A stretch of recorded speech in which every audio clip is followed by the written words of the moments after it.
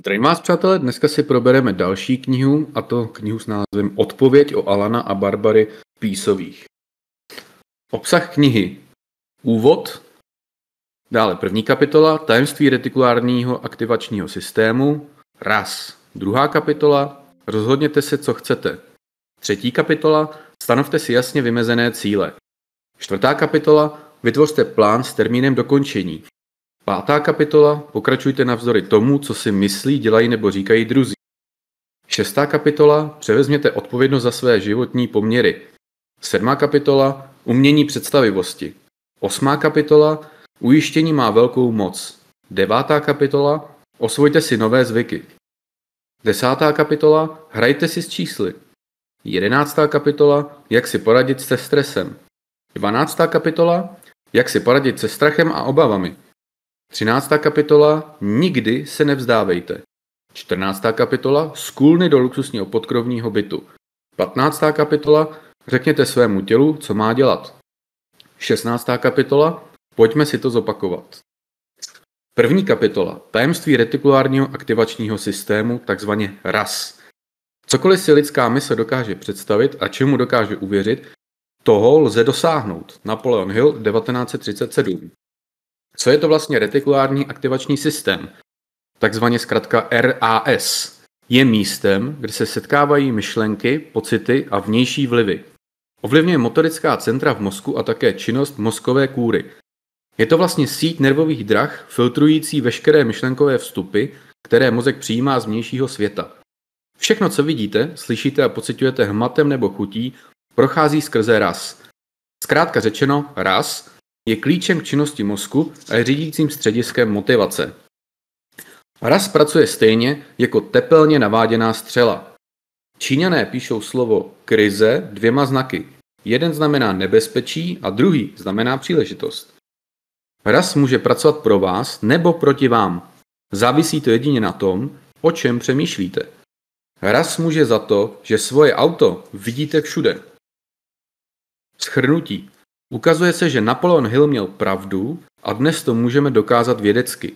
Člověk programuje svůj retikulární aktivační systém svými očekáváními a tím, jak k sobě v duchu mluví. Očekáváte-li příznivé události, automaticky naprogramujete svůj RAS tak, aby vyhledával informace o příznivých událostech a odfiltroval informace o nepříznivých událostech. Díky této biologické filtrační funkci vám do podvědomí prosákne to, na co myslíte a na co se soustředíte. A v budoucnu se to objeví znovu. Na tom všem je úžasná jedna věc. Člověk může svůj RAS programovat záměrně. Stačí jen posílat mu ze svého vědomí ty správné zprávy. Znamená to, že si můžete vytvořit vlastní skutečnost. A to všechno se děje v malém svazku neuronových vláken, které vedou skrze mozkový kmen v retikulárním aktivačním systému neboli RAS. V následujících kapitolách se naučíte, jak jej naprogramovat. Nic není buď dobré nebo špatné. Naše myšlení dělá věci dobrými nebo špatnými. Shakespeare. Druhá kapitola. Rozhodněte se, co chcete. Lidé to v životě nedotáhnou daleko hlavně proto, že se nerozhodli, co vlastně chtějí. Má cenu šplhat po žebříku úspěchu a teprve nahoře zjistit, že jste ji opřeli o nesprávnou zeď? Nenechejte si do svých snů mluvit od těch, kteří se svých snů vzdali. Nejprve se rozhodněte, co chcete. Váš systém RAS potom bude hledat odpovědi, jak toho dosáhnout a začnou se objevovat možnosti. Každý, kdo chce v něčem uspět, musí nejprve začít. Mark Twain. Jakmile nějakou položku napíšete na seznam, začněte vidět informace o ní na každém kroku.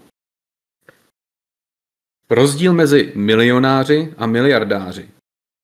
V 70. letech minulého století zkoumali vědci bohaté lidi s cílem zjistit, jaké jsou hlavní rozdíly mezi milionáři a miliardáři. Příslušníci obou skupin jsou samozřejmě bohatí, ale vědci chtěli vědět, proč jedna skupina tak výrazně bohatší než druhá. Po 3 letech zkoumání zjistili, že tito lidé mají jedno společné. Přesně vědí, co chtějí. Ale miliardáři měli podrobný písemný seznam nápadů, představ a cílů. Existence písemného seznamu byla tím nejnápadnějším rozdílem mezi oběma skupinami. Milionáři také přesně věděli, co chtějí. A svými cíli byli stejně posedlí jako miliardáři. Ale na rozdíl od nich měli významně méně písemných plánů. V jiné studii zaměřené na stanovení cílů u respondentů z USA Paul G. Meyer zjistil, že 3% lidí v USA měla přesné a písemně zaznamenané plány a cíle. 10% lidí mělo dobrou představu o svých životních cílech, 60% lidí uvažovalo o svých cílech, ale jen v souvislosti se svými financemi. 27% lidí téměř vůbec neuvažovalo ani o své budoucnosti, ani o svých cílech. Meyer také zjistil, že 3% respondentů byli velmi úspěšní lidé. 10% respondentů se nemělo špatně, 60% respondentů žilo se skromnými prostředky a 20% respondentů se sotva protoukalo s pomocí dobročinných organizací. Ponaučení je naproto jasné. Zapište si své cíle vlastnoručně. Položte si otázku, co dělám tak rád, že bych to klidně dělal i zdarma, ale mohl bych si tím také vydělat. Pokud na ní dokážete odpověděli jste jedno ze svých životních poslání. Najděte si něco, co vás skutečně baví a už nikdy v životě nebudete muset pracovat. Nenechejte se postrkovat svými problémy. Nechejte se vést svými sny. Shrnutí. Převezměte odpovědnost za svůj život a sami za sebe. Rozhodněte se, že se stanete takovým člověkem, jakým chcete být. Pokud se v práci denně nezabýváte něčím, co vám připadá vzrušující, začněte dělat něco jiného.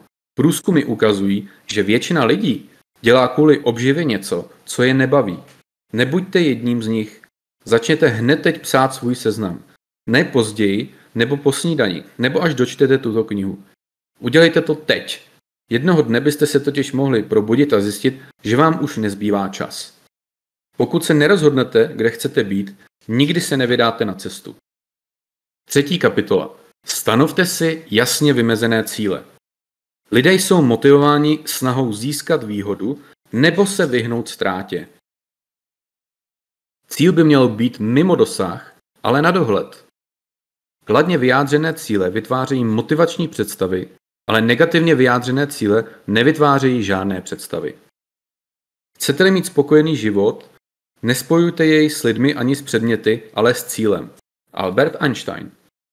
Zapisujte si jen takové cíle, kterých chcete skutečně dosáhnout. Nespokojte se s nejlepším jen z toho, co máte na dosah. Dokážete-li si něco představit, máte předpoklady pro to, abyste to i uskutečnili. Nemáme-li před sebou jasně definované cíle, odevzdaně začneme vykonávat každodenní maličkosti. Robert Heinlein, autor science fiction. Nejprve se rozhodněte, co chcete udělat. Nepřemýšlejte o tom, jak to uděláte. Jakmile si určíte cíl, začnou se objevovat odpovědi. Výzkumy svědčí o tom, že stanovení jasně definovaných cílů prodlužuje život a zlepšuje zdraví. Známe 2 typy lidí. Ty, kteří mají 10leté zkušenosti a ty, kteří mají roční zkušenost, ovšem opakovanou 10krát po sobě.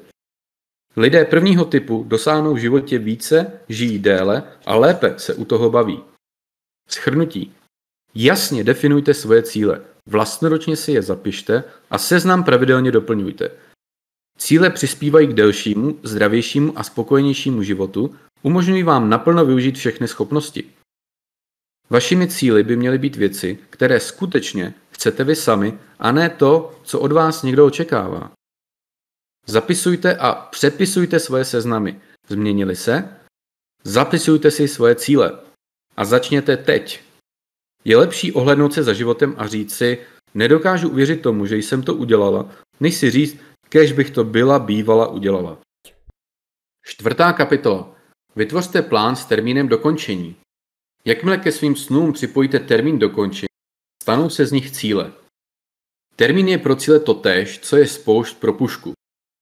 Výraz deadline, čára smrti, přeneseně termín dokončení, uzávěrka, byl poprvé použit v roce 1864 ve věznici Andersonville ve Spojených státech.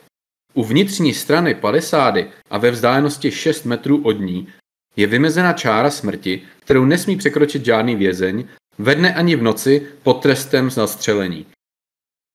Nyní už víte, co to znamená deadline v původním významu. Písemný termín vybízí všechny chemické pochody vašeho těla k vyšší rychlosti a naléhavosti. Nemusíte být vynikající, abyste začali, ale musíte začít, abyste byli vynikající. Někdy ten nejmenší krok správným směrem může být největším krokem vašeho života. I kdybyste museli našlapovat po špičkách, udělejte první krok. Jakmile se rozhodnete pro určitý cíl, neprodleně začněte. Pokud nevyjde plán A, v abecedě ještě dalších 25 písmen. To platí pro angličtináře, my Češi jich máme ještě víc. Pokud splnění vašeho cíle vyžaduje, abyste se učili plavat se 4letými dětmi, udělejte to, bez ohledu na svůj věk.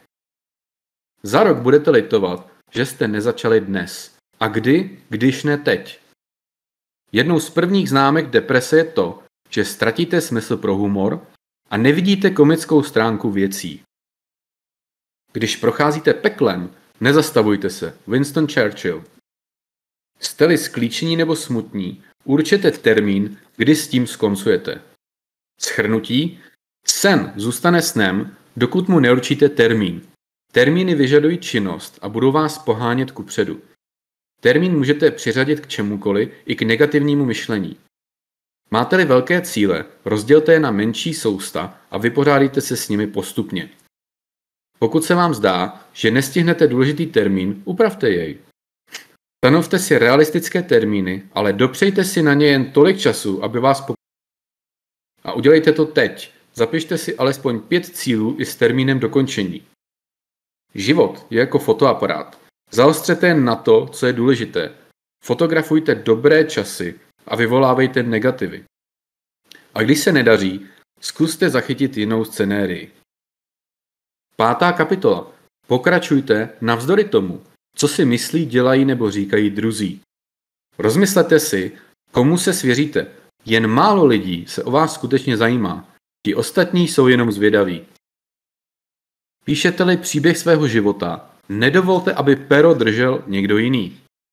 Mistr selhal víckrát, než kolikrát se začátečník vůbec o něco pokusil. Zig Ziglar, americký spisovatel a motivační řečník.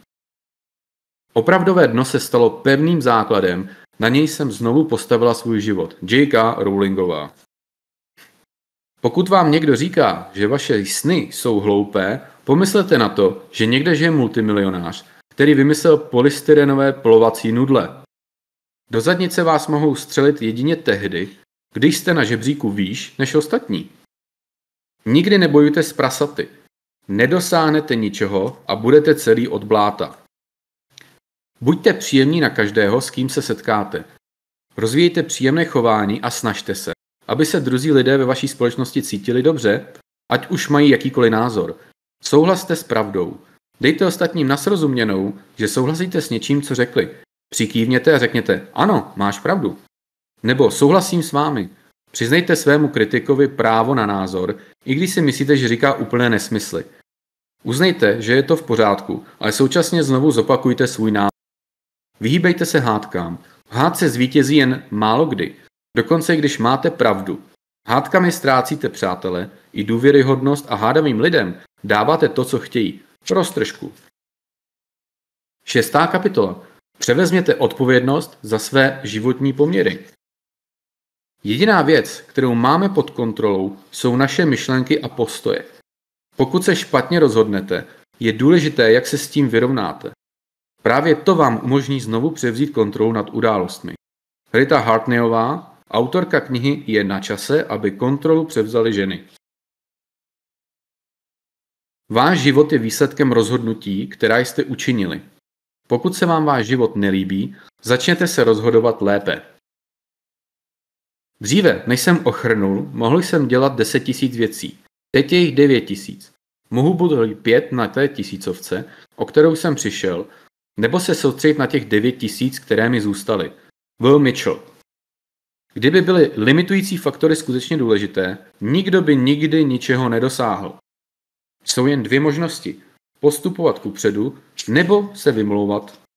Pokud neustále opakujete stejnou chybu, už to není chyba. Je to vaše rozhodnutí. Budete-li i nadále dělat to, co jste dělali, vždycky získáte více toho, co už máte. Vaše výsledky mluví pravdu. Nestěžujte si. 80% lidí se o vaše problémy nezajímá a ti ostatní z nich mají velkou radost. Chcete-li, aby se některé věci v vašem životě změnily, tak je prostě změňte. Lidé, kteří nepřevezmou 100% osobní odpovědnost za svůj život, budou nakonec pracovat pro ty, kteří svou odpovědnost převezmou. Pokaždé, když ukážete prstem dopředu, nejméně 3 jiné prsty ukazují dozadu směrem na vás. Když se vám něco nelíbí, změňte to. Nemůžete-li to změnit, změňte alespoň způsob, jakým o tom uvažujete. Nežijte v minulosti, držte krok s dobou. Způsob, jakým se k vám lidé chovají, nevypovídá o vás, ale o nich. Shrnutí. Nejlepším dnem vašeho života je den, kdy se rozhodnete, že váš život je skutečně váš. Žádné výmluvy ani omluvy. Nikdo, na koho byste spoléhali, na kom byste byli závislí, na koho byste mohli svalit vinu. Toto je den, kdy začíná váš skutečný život. Nikomu nic nevyčítejte. Dobří lidé vám přinášejí štěstí, špatní lidé vám přinášejí zkušenosti. Ti nejhorší lidé vám dají ponaučení, ti nejlepší vám dají vzpomínky. 7. kapitola. Umění představivosti. Váš mozek nepozná rozdíl mezi skutečností a představou. Proto řídí vaše tělo tak, aby naplnilo představu, kterou jste vytvořili. Nikdy neprovedu úder, dokonce ani při tréninku, dokud si naprosto přesně nepředstavím, jak bude vypadat. Jack Nicklaus. Narodíte-li se v chudobných poměrech, není to vaše vina. Pokud v chudobných poměrech je zemřete, je to vaše vina. Bylo prokázáno, že psychický trénink je téměř stejně účinný jako fyzický. Peníze nejsou všechno, ale lepší je stěžovat si v Mercedesu než na bicyklu. Jim Carrey. Shrnutí. Vizualizace funguje, protože posiluje mozkové nervové dráhy s konkrétními dovednostmi. Bude fungovat takřka pro každý cíl, který si určíte.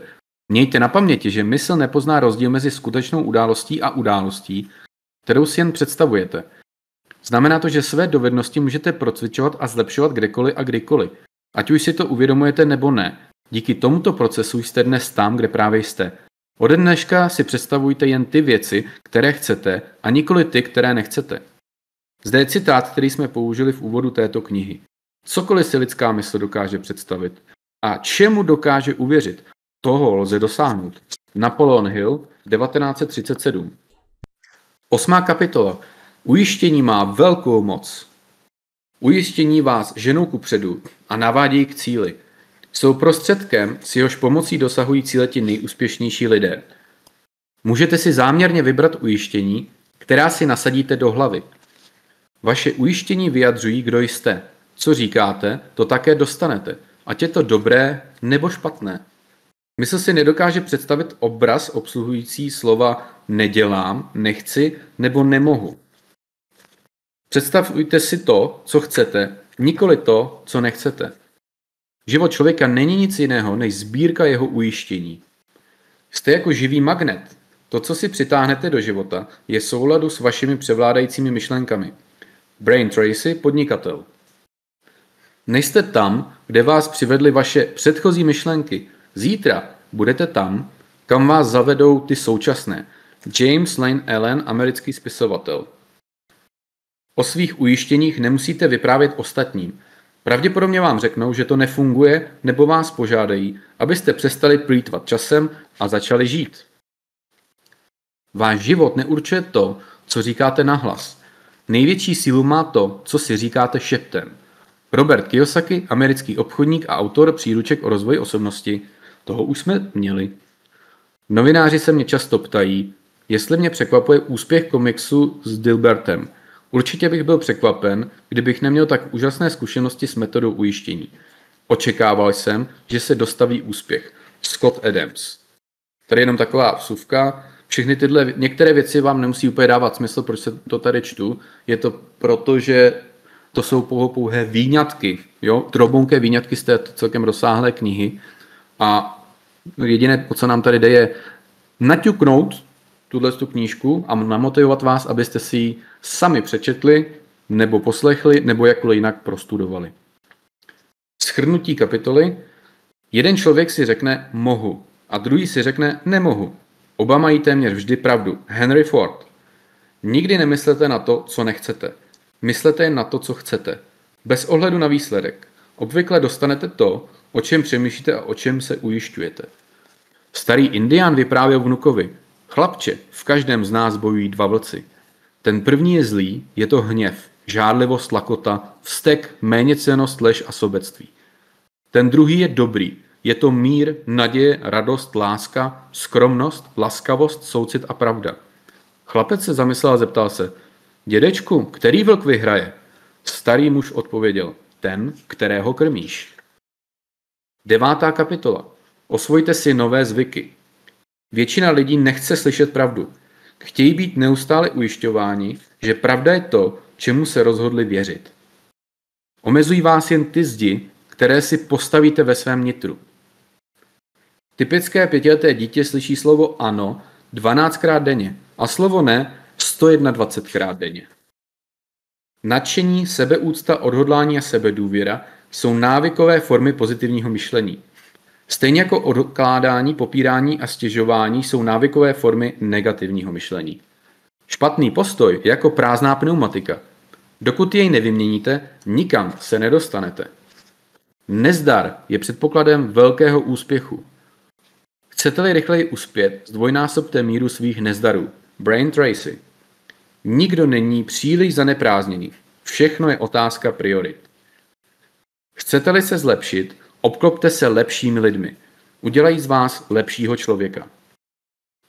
Držte se stranou od negativních lidí, toxických lidí, zlodějů snů a citových upírů. Buďte s lidmi, kteří ve vás probouzejí to nejlepší. Nezůstávejte s těmi, kteří vás deptají. Pokud trávíte čas s 5 milionáři, stanete se 6. Pokud ovšem trávíte čas s 5 žebráky, stanete se 6. Pták sedící na stromě se nikdy nebojí, že pod ním praskne větev, protože se nespoléhá na větev, ale na svá křídla. Vaše současné životní návyky a postoje jsou jako voda v kbelíku, který naplnili většinou rodiče, učitelé, vrstevníci, společnost a média. Každá nová dovednost a pozitivní přístup, který se naučíte z této knihy, je jako hrst písku, jímž postupně nahradíte většinu vody. Váš kbelík bude nakonec plný užitečných dovedností, postojů a zvyků, které vás zavedou tam, kde chcete být. Každý týden se zaměřte na jednu dovednost a procvičujte ji tak dlouho, až se stane vaší součástí. Nový zvyk se vytvoří a upevní po 30 dnech opakování. Začněte teď hned nahrazovat negativní omezení pozitivními návyky. Dosáhnete toho stejným způsobem, jakým se cvičí cirkusový slon, opakovaným učením. Neustále procvičujte pozitivní činnosti, až se z nich stane návyk vyjádřený slovy zvládnu to. Zvykněte si každý den vytyčovat cíle a dosahovat jich. Dělejte to až do konce života. Nesoustřeďte se na věci, které nechcete, ale na ty, které chcete. 10. kapitola. Hrajte si s čísly.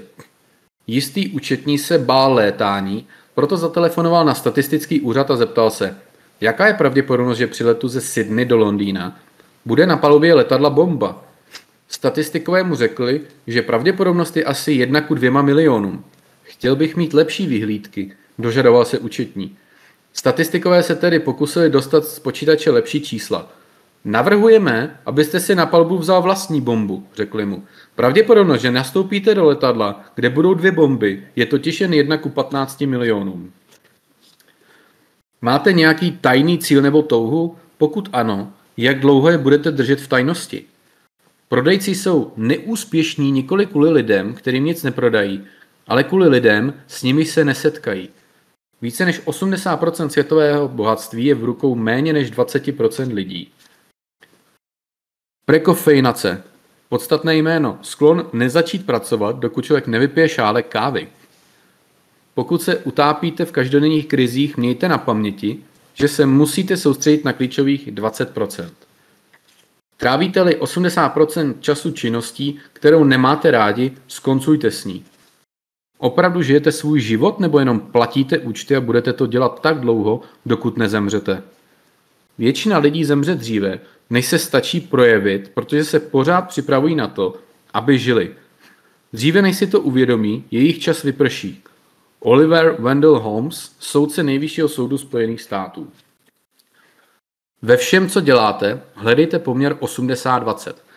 Přestaňte se zabývat tím, co nepřináší žádné výsledky. Soustřeďte se na to, co je opravdu důležité a to, co není, nechejte být.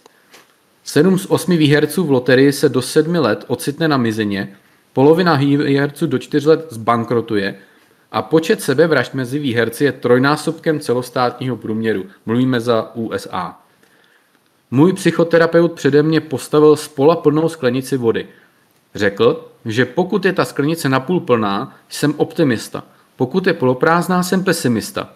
Tak jsem ji vypil a řekl jsem mu, že se s žádným problémem nemažu. Shrnutí. Zjistěte, co vás opravdu baví a zajímá. Vynechejte ve svých úvahách peníze, abyste mohli uvažovat svobodně a bez finančních starostí. Svou činnost byste měli podřídit poměru 80-20. Věnujte se hlavně tomu, v čem jste dobří. Najděte činnost, která vám přináší nejlepší výsledky v práci, podnikání i osobním životě. Směřujte svou energii tam, kde se nejlépe zúročí. Neplýtvejte časem na projekty rychlého zbohatnutí a neutrácejte své těžce vydělané peníze v loteriích. Jakmile pochopíte důležitá čísla a číselné poměry, cesta k úspěchu bude zřetelnější. 11. kapitola. Jak si poradit se stresem. Nová studie zjistila, že ženy s velkým pozadím žijí déle než muži, kteří to komentují. Smích uvolňuje napětí a psychickou energii, která je zdraví prospěšná. Proto je smích mechanismem, který pomáhá zvládnout rozčilení, hněv a smutek. Sigmund Freud. Život je příliš krátký na to, abychom byli neustále vážní. Pokud se nedokážete zasmát sami sobě, zatelefonujte mi. Já se vám zasměju rád. Pěstovat v sobě vztek je stejné, jako vypít jed a myslet si, že zemře ten druhý. Kosinova studie a navazující výzkumy potvrzují, že 10 minut srdečného smíchu přináší 2hodinovou úlevu od bolesti. S měnícími se emocemi se uvolňují různé peptidy, které do těla vysílají různé zprávy. Smějte se při každé příležitosti. Je to levnější, než polikat léky. Nesčetné studie prokázaly vazbu mezi humorem, smíchem, dobrou náladou a zatavením z nemoci. Nevidím nic špatného na tom, aby nemocnice byla také zábavným místem. Humor léčí. Lidé, kteří se často nesmějí nebo mají obvykle špatnou náladu, patří nejspíš do skupiny, kterou psycholog Essing označil jako osobnosti náchylné k nemoci. Tito lidé onemocní s vyšší pravděpodobností a uzdraví se s menší pravděpodobností než jiní pacienti se stejnou diagnózou. Platí to také opačně. Nálada může mít z dlouhodobého hlediska zásadní vliv na zdravotní stav. Přístup člověka k jeho chorobě může ovlivnit jeho vyhlídky na uzdravení a zvýšit rychlost, s níž se zlepšuje jeho zdravotní stav. Patch Adams. Vina, stud, zahanbení a uraženost jsou naučené emoce a mají neblahý vliv na váš úspěch. Neberte se příliš vážně a mějte na paměti, že počet lidí na vašem pohřbu bude záviset na počasí.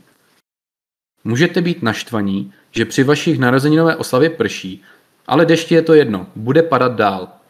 Rozhodněte se, že už nikdy nedovolíte, aby se vás zmocnila vina, stud, zahanbení a uraženost a nikdy se nezlobte kvůli věcem, které nelze změnit. Berte vážně to, co v životě děláte, ale nikdy neberte moc vážně sami sebe.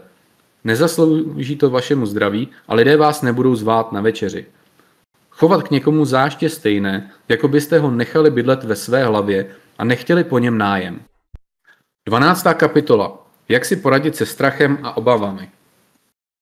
Dělat si starosti jako modlit se za něco, co nechcete. Život je jako horská dráha. Můžeš ječet při každém zhoubnutí nebo rozpřáhnout ruce a řídit se kupředu. Anonym. Je prokázáno, že vystupování na veřejnosti zaujímá první místo v seznamu toho, čeho se většina lidí bojí. Strach ze smrti se obvykle vyskytuje na 7. místě. Znamená to, že když je člověk na pohřbu, je lepší ležet v rakvi, než číst smuteční projev? Největší poklad se skrývá v jeskyni, které se nejvíce bojíte. Brian Tracy. Většina lidí dosáhla největšího úspěchu krok za tím, co vypadalo jako jejich největší neúspěch. Opět Brian Tracy. Odvážný není ten, kdo nemá strach, ale ten, kdo ji překoná. Odvaha znamená cítit strach, ale přesto se do toho pustit. Jste-li sklíčení, žijete v minulosti. Jste-li plní obav, žijete v budoucnosti. Jste-li v klidu, žijete v přítomnosti. Lao Tzu. Strach nezabrání smrti, zabrání ovšem životu. 13. kapitola. Nikdy se nevzdávejte. Vítězem není ten, kdo nikdy neselže, ale ten, kdo se nikdy nevzdá. 97% lidí, kteří se vzdávají příliš brzy, pracují pro 3% těch, kteří se nevzdávají nikdy. I když odpověď zní ne, nejste na tom o nic hůř než předtím. Vaše situace je přesně stejná. Líní lidé často označují odhodlané lidi výrazem umanutí. Řeka si prorazí cestu ve skále nikoli svou silou, ale svou vytrvalostí. Vzdát se svého cíle jen proto, že jste narazili na překážku, je stejné jako proříznout si 3 zbylé pneumatiky jen proto, že jste píchli tu 4. Mnozí lidé si neuvědomují, že ve chvíli, kdy se vzdali, měli úspěch na dosah ruky. Thomas Edison. Lidé, kteří říkají, že něco nejde, aby neměli rušit člověka, který to právě dělá. Čínské přísloví. Někteří lidé uspějí, protože jsou k tomu předurčeni, ale většina lidí uspěje, protože jsou odhodláni. Jděte za tím, co chcete, jinak toho nikdy nedosáhnete. Žádejte, žádejte, žádejte, jinak vždycky uslyšíte jenom ne. Vykročte kupředu, jinak vždycky zůstanete na jednom místě. Nezdar neznamená padat dolů. Nezdar znamená nestoupat vzhůru. Nikdy neustupujte. Nikdy, nikdy, nikdy. Nikdy, v maličkostech ani velkých věcech, o kus ani o kousek, ledaže byste ustoupili cti a dobrému mravu. Nikdy neustupujte před nátlakem, nikdy se nepoddejte zdánlivě zdrucící převaze nepřítele. Winston Churchill. Následuje 14. a 15. kapitola, které ovšem tady probírat nebudu vůbec, neboť se jedná o celkem intimní příběh Barbary a Elena Peaceových, a největší dopad na vás bude mít tehdy, když si ho přečtete vy sami. Poslední kapitola je poté kapitola 16., která se nazývá Pojďme si to zopakovat. Ta je tady proto, kdyby kdokoliv, kdo už si tu knihu přečet a třeba i další čas nepoužil, tak si ji může takhle zrychleně připomenout. Skládá se z podkapitol Zapište si to, rozdělte hlavní cíl na části a určete termíny dokončení, převezměte odpovědnost, používejte vizualizace a ujištění, osvojte si nové zvyky, pokračujte navzdory tomu, co si myslí, dělají nebo říkají druzí, smiřte se s tím, že obavy a starosti jsou normální, hrajte si s čísly, převezměte odpovědnost za svůj život, nevzdávejte se a nakonec opakování, cokoliv si lidská mysl dokáže představit a čemu dokáže uvěřit, toho lze dosáhnout. Napoleon Hill, 1937. Na závěr jsem přemýšlel, jestli přečíst úvod.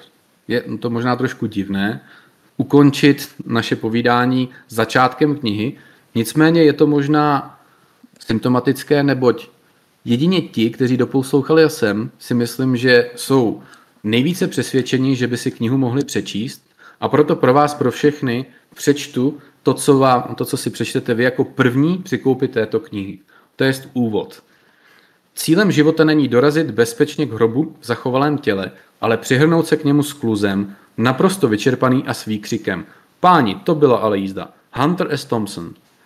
Až začnete číst tuto knihu, vydáte se po cestách, o nich jste možná nikdy neuvažovali a ani o nich nevíte. Asi v polovině si uvědomíte, proč jste právě tam, kde jste a proč máte to, co máte. Zjistíte také, že držíte v rukou všechny klíče k tomu, abyste měli mnohem víc. Ukážeme vám, jak se rozhodnout a jak od života získat to, co chcete.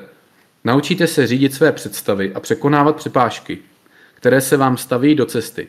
Dozvíte se, jak se nenechat ovládat ostatními, zejména přáteli a členy rodiny, a jak se vydat jen po té cestě, po níž chcete kráčet, a nikoli po té, na kterou vás chce dostat někdo jiný.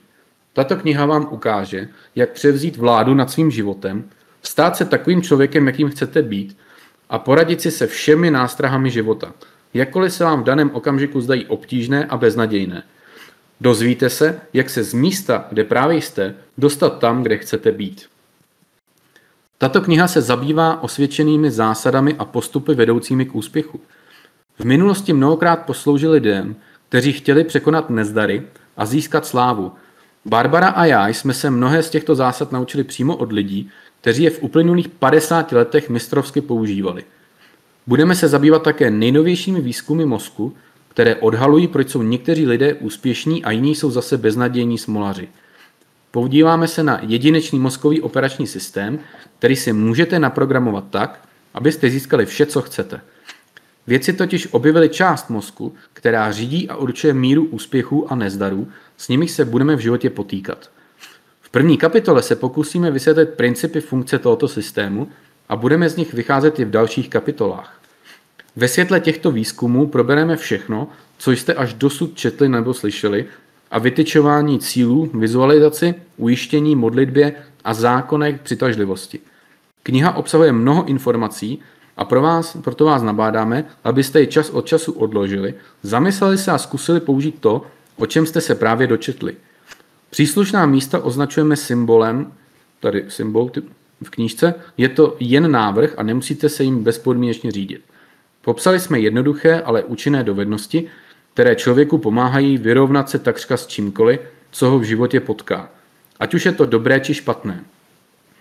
Umožní mu získat od života všechno, co chce, navzdory okolnostem, které se někdy vypadají bezvýznamně a bezvýchodně. Myšlenky, s nimiž vás seznámíme, změnily život účastníků našich seminářů a mohou změnit i ten váš. Nejde tu o odpovědi na mnoho otázek. Pokud je tedy život hra, zde jsou její pravidla. Mnohé zásadní poučky a poznatky se v textu opakují v různé podobě a je to záměr. Vědecké studie prokazují, že člověk se učí nejefektivněji, když se s určitým poznatkem setká v jistých časových rozestupech 6krát po sobě.